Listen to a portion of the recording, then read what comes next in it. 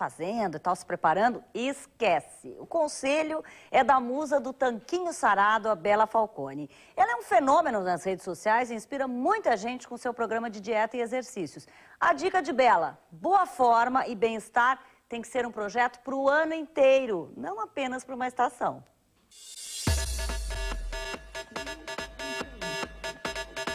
Ela é conhecida como a Miss Abdômen Sarado ou Musa da Barriga Chapada e é um fenômeno nas redes sociais. A primeira vez que eu fui parada na rua, eu olhei e falei, não, você tá me confundindo. Como assim? Ela falou, não, eu te sigo. Eu falei, não, mas como assim? É uma coisa, é surreal. Tudo começou quando Bela Falcone passou a compartilhar fotos do treino na academia, mostrando o próprio progresso em busca da boa forma. Hoje, só no Instagram, ela tem mais de 1 milhão de seguidores. E são seguidores e principalmente seguidoras mesmo. Gente que segue à risca as dicas de alimentação e o programa de exercícios que a ajudam a se manter assim, como o nome dela sugere, Bela. A gente olhando ela, os vídeos, o Instagram ou no Face, é um estímulo que a gente tem para os alunos, é um desafio. É uma menina super guerreira, determinada, que conseguiu mudar o corpo dela de uma maneira bem saudável, com alimentação e atividade física, que para mim tem tudo a ver. Eu sou uma ex-obesa, que comecei a malhar para perder peso. Depois que eu consegui atingir o meu peso, eu fui em busca de definição e de ganhar músculo, né? Foi quando eu comecei a seguir a Bela Falcone nas redes sociais. É uma responsabilidade muito grande, mas é muito gratificante. Eu acho que não tem, assim, dinheiro no mundo que pague. Esse é o maior retorno que eu tenho do meu trabalho. Eu acho que nada no mundo se compara a você escutar de uma pessoa, você mudou a minha vida, ou por sua causa eu emagreci tantos quilos, ou ganhei tantos quilos, saí da depressão. Eu acho que isso é uma missão de vida. Eu já encaro isso como uma coisa bem profunda. Eu não acho que seja... eu levo muito a sério, eu não tomo nada como garantido. Eu penso sempre muito antes de fazer uma postagem, sabe? Porque eu sei que aquilo vai ter um impacto muito grande na vida de algumas pessoas. Bela é uma inspiração. A mineira largou o emprego num banco em Orlando, nos Estados Unidos, e hoje se dedica ao fitness. Mas ela já foi gente como a gente. Por isso, tem boas respostas para aquelas velhas desculpas como não tenho tempo para malhar. Eu acho que o tempo é a gente que faz, então não adianta você falar que você não tem tempo. Se você for parar para pensar, o dia de todas as pessoas de mais sucesso que já existiram no mundo tem 24 horas como o nosso dia. Então a gente tem que saber se organizar e organizar as nossas prioridades. No meu caso, eu comecei a treinar às 5 horas da manhã, porque às 9 eu entrava no trabalho e ficava até de noite e ficava morta de cansada. Então eu pensei, o único horário que eu tenho disponível é entre as 5 e as 8 da manhã. Então ou eu acordo mais cedo, vou para cama mais cedo, acordo mais cedo, ou nunca vai acontecer. Não tenho tempo para comer bem. Para comer mal, todo mundo tem tempo, né? E é tudo muito fácil, assim, falar que eu vou passar ali na fast food, comprar um sanduíche.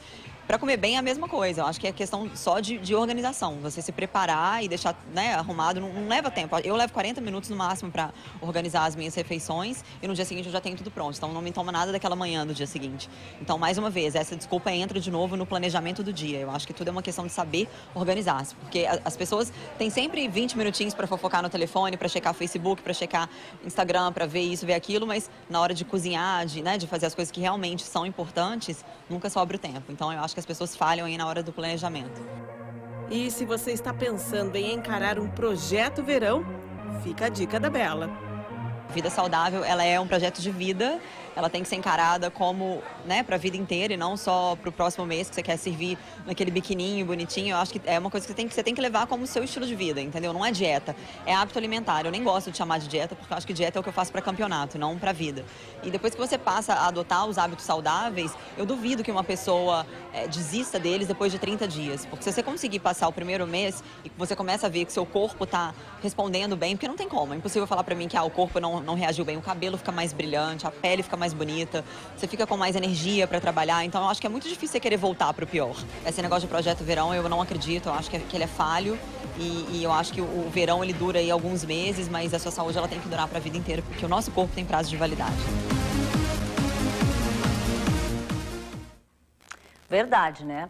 15 marcas de whey protein, um suplemento à base de proteína consumido por quem é atleta, foram testados pelo Inmetro. O resultado: 14 foram reprovadas. Aliás, o uso de suplementos alimentares é moda, né, entre os frequentadores das academias, e essas substâncias são vitaminas que aceleram a queima de gordura e aumentam a disposição durante os exercícios físicos. Mas o consumo exige alguns cuidados. É sobre isso que a gente vai falar agora com a endocrinologista Graciele Tombini. Tudo bem, Graciele? Boa noite. Tudo bem, Regina? Boa noite. Pois é, a gente estava ali falando justamente da Bela. Ela consome whey protein, né? Inclusive é dona de um estabelecimento que vende essas substâncias. Exatamente, ela é dona de uma loja de suplementos nos Estados Unidos. Mas assim, o whey protein é uma proteína do soro do leite, que é uma proteína de velocidade de absorção rápida. E a gente sabe que pessoas que fazem atividade física, especialmente eu estou falando de um treinamento de força, e aí entra treinamento funcional e musculação, essas pessoas têm um melhor resultado quando usam uma proteína de absorção rápida pós-exercício. Quer dizer, pode auxiliar no emagrecimento? Também pode auxiliar no emagrecimento, porque tem alguns estudos que mostram que essa proteína, ela acelera o metabolismo e também, por ser proteína, dependendo como a pessoa agrega ela na sua alimentação, existe uma coisa que é índice glicêmico dos alimentos. Quando eu coloco uma proteína junto com a refeição, ela vai fazer com que a digestão de tudo aquilo que eu ingeri fique mais lenta. Ou seja, baixa o índice glicêmico dos alimentos. Que o índice glicêmico é a velocidade de absorção de um alimento. E se eu coloco proteína, essa velocidade de absorção é mais lenta, consequentemente eu vou ter uma menor conversão desses alimentos em gordura. E não necessariamente só os atletas usam isso. Quer dizer, as pessoas que malham normalmente podem usar, mas elas perguntam ao médico normalmente ou elas ingerem porque a amiga indicou, o professor indicou, como é que é? A maioria das pessoas ingere sem uma orientação, tá? Isso eu acho que é uma questão a ser discutida, porque esses suplementos, para começo de conversa, eles não são baratos. Então, acho que quem pode usar esse suplemento pode, uma vez na vida, procurar uma orientação, porque importa, sim, a quantidade total de proteínas que eu ingiro. Então, quando eu agrego... Tanto que alguns desses que foram reprovados, tinha pouca quantidade de proteína, menos do que estava indicado no rótulo.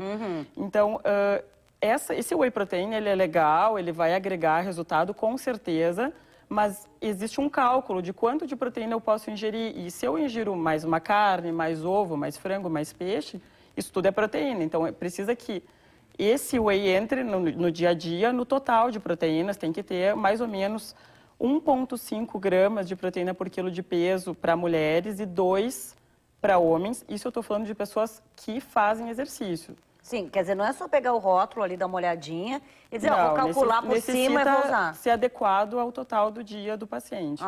E só as pessoas que malham e que têm esse objetivo usam esse suplemento ou não? Não, e eu queria desmistificar isso, muito importante, tá?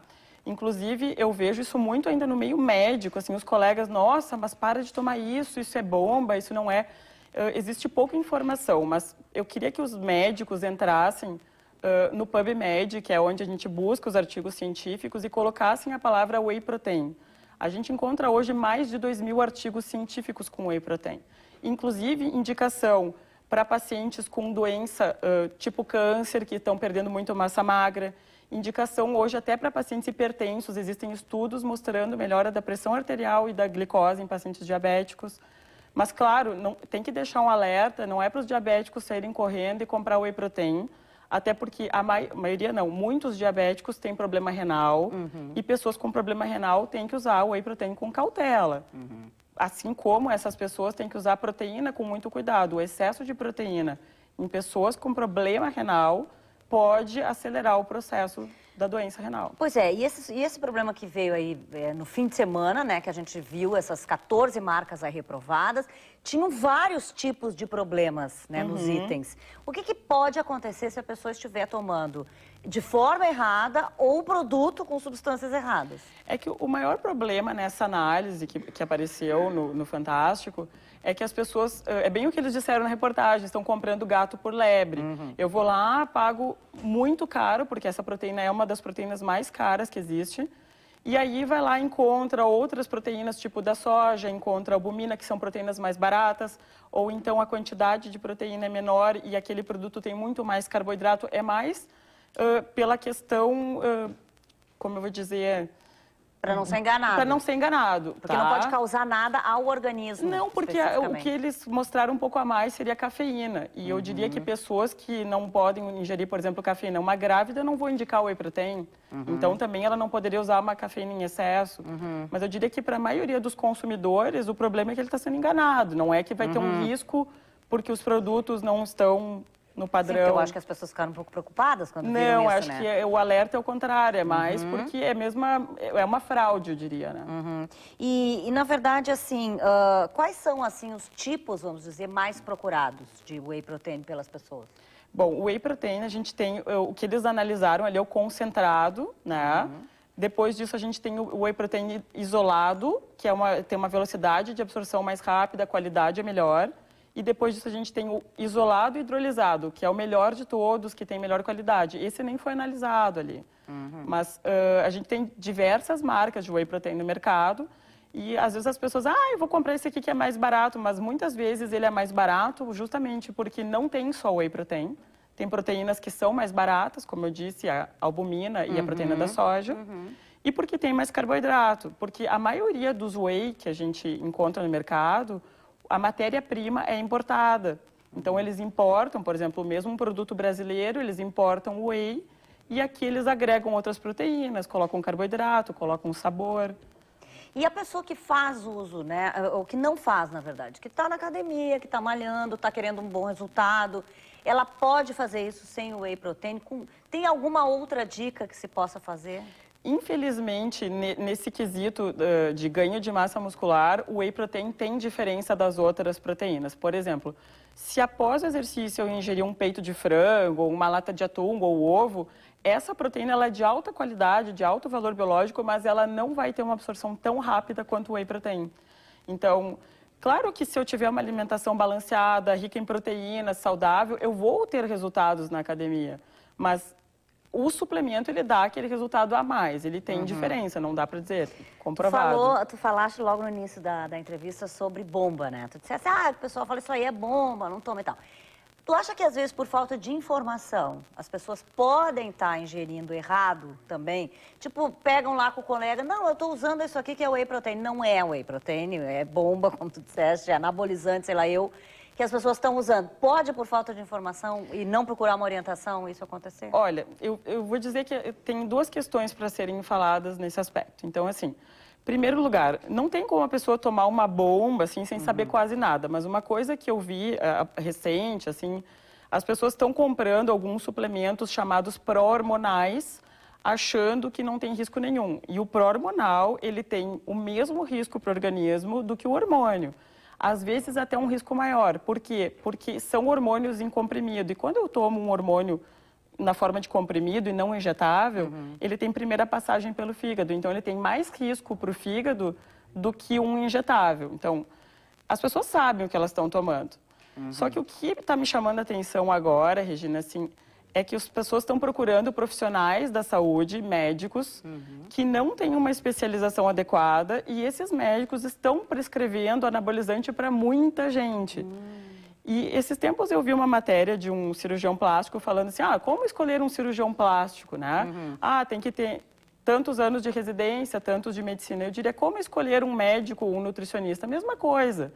Olhar a formação, se ele é endocrinologista, ele faz parte da Sociedade Brasileira de Endocrinologia. Hoje tem internet também, dá para procurar. Dá para procurar, mas as pessoas acham que porque elas estão indo num médico, ele vai prescrever um hormônio e ela não tem risco. Não é assim. Não é porque o médico prescreveu que não existe risco.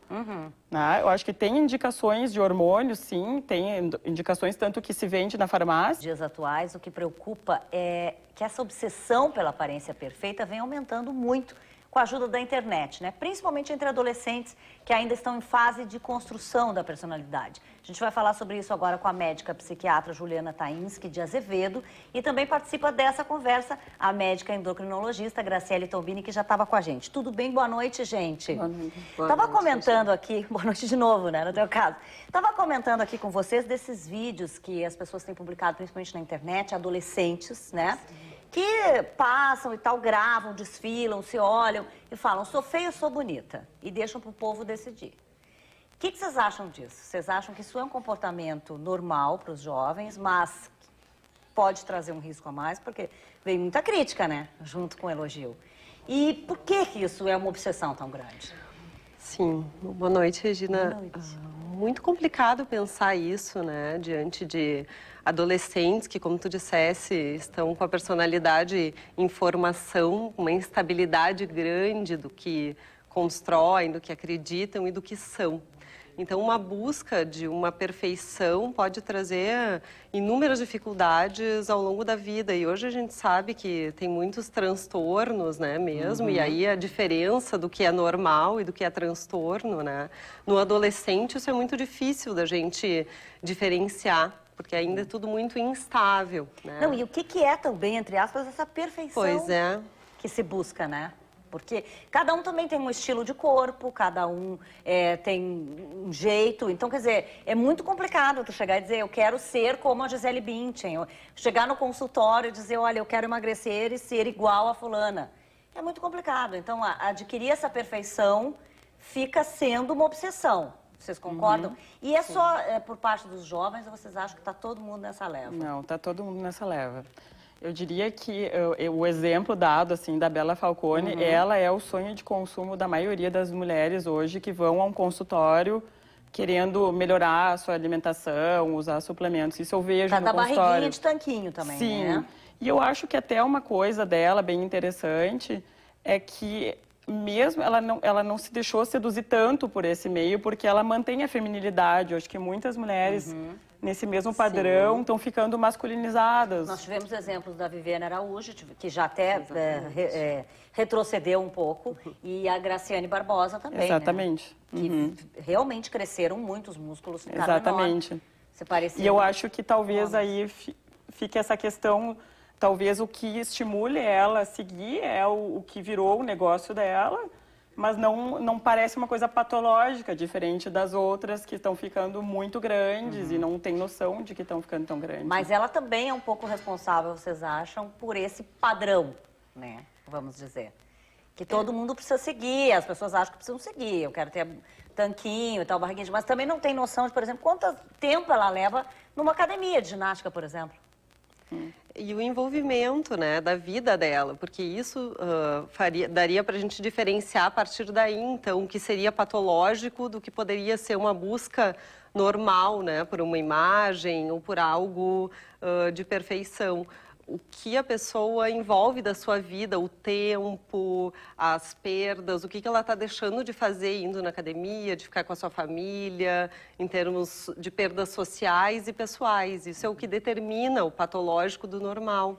E aí as várias patologias que a gente pode falar, as mais conhecidas, bulimia, anorexia, que aí envolvem os transtornos da alimentação, a conhecida também hoje vigorexia, né, que envolve o transtorno dismórfico muscular, que é mais comum em homens, mas a gente está vendo que em mulheres também existem, né? Eles se enxergam sempre com poucos músculos, numa busca incessante e incontável de horas, em que eles não diferenciam o que está em risco.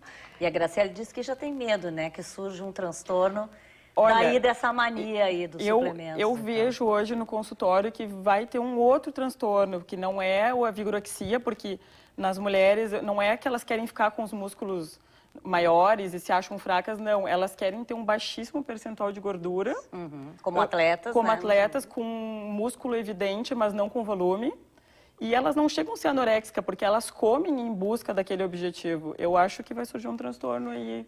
E talvez as pessoas devam só uma se questão de tempo. perguntar o que elas querem, o que significa aquela gordura em excesso, né? A gente poderia pensar assim, o corpo como uma extensão da mente, né? O que representaria, então, enxergar a gordura como um defeito? Né? E o que eu não estou gostando em mim Pois mesma? isso vocês acham que tem uma ligação muito grande com a baixa autoestima? Assim, eu não sei se vocês notam, mas principalmente os jovens, não sei se por uma insegurança ainda, mas se sentem muitas vezes inferiores e querendo parecer com alguém, assim, querendo buscar um protótipo. Com certeza, é uma busca desfreada, assim, né? Em termos, quando acontece muito baixa autoestima, isso é muito mais sobressalente, aí se associam, então, comorbidades como depressão, ansiedade, sintomas de impulsividade. A gente considera, em alguns casos, o abuso dos exercícios, do uso excessivo de suplementos como uma adição, assim como as drogas, né? Então... Como lidar com isso, gente? Assim, como vocês acham que a família, né, escola também, pode lidar com essas coisas hoje em dia? Conversar adianta? Vocês acham que... Essas patologias, em geral, os indivíduos têm muita dificuldade para se verem com um problema, porque eles não querem abrir mão daqueles músculos já conquistados, daquela magreza toda que há tanto foi investido, né? Então, é muito difícil, assim, convencer, mas a família tem que estar muito atenta e não se colocar ao lado, porque, inclusive, ela pode estar fomentando aquela busca da perfeição, por ser uma questão cultural tão divulgada. Hoje, é normal seguir o Instagram, os blogs, faz parte, inclusive a família inteira também pode estar lá dando uma olhadinha e seguindo. Vocês acham que às vezes falta objetivo, assim, por exemplo, nos jovens? Tipo, ser mesmo, de repente, então quero ser modelo, vou ser modelo como profissão, quero ser jogador de futebol, vou ser jogador de futebol. Por exemplo, esses meninos e meninas que estão aqui, que se dedicaram à música, né? E eles têm um objetivo, portanto, um foco, né? Vocês acham que isso ajuda? Não sei nem se é só falta objetivo, mas eu vejo que também aquela coisa, fazer parte de um grupo, né? Se identificar com um grupo, e as redes sociais, elas trazem muito isso, é um apelo, querer ser igual a Bela Falcone. Então, não sei só se é falta de objetivo. Procurar a melhor forma para isso, tá sempre... Eu acho que todo mundo quer ser parecido com ela e acaba que isso virou moda. Eu não sei só se é falta de objetivo. Isso na adolescência, principalmente, em geral, é uma característica da adolescência normal, a gente diria, a busca por grupos, né, por identificação por grupos, uma desidentificação dos pais, né, em que acontece num período que precisa acontecer, e uma identificação com grupos. Claro que sempre isso tem que ser dentro de uma qualidade, né, de um não excesso. Eu acho que essa é a principal observação e preocupação que os pais têm que ter, até quanto isso está colocando em risco a pessoa. E eu acho que cuidar mesmo, essa questão aí dos exercícios. Vai pra academia, ok, mas o que tu tá ingerindo? Sim. Né? Por que essa rapidez que tu quer? Que a Juliana falou, assim, é bem pertinente. Por exemplo, como que eu vou ficar atento ao meu filho se isso tá virando uma coisa patológica? Olha aqui, ele tá indo, ele já faz academia todos os dias da semana e ele também tá indo sábado e domingo na academia. Não tá estudando direito, não tá estudando. Não tá fazendo nada. Ele deixa de sair com os amigos para não sair da dieta. Isso eu vejo muito no consultório. Eu acho que é por aí a coisa. Mas se a pessoa consegue manter uma rotina de academia, mas consegue estudar, consegue sair com os amigos, eu acho que aí fica mais perto da normalidade, né? Acho que é uma coisa saudável a atividade física nesse caso. Realmente não pode... Eu acho que essa é uma discussão que a gente sempre tem que fazer, né? Porque vai surgindo coisas novas, é bem isso. E a gente tem que estar sempre atento, né? Mas obrigada pela presença das duas aqui, tá bom?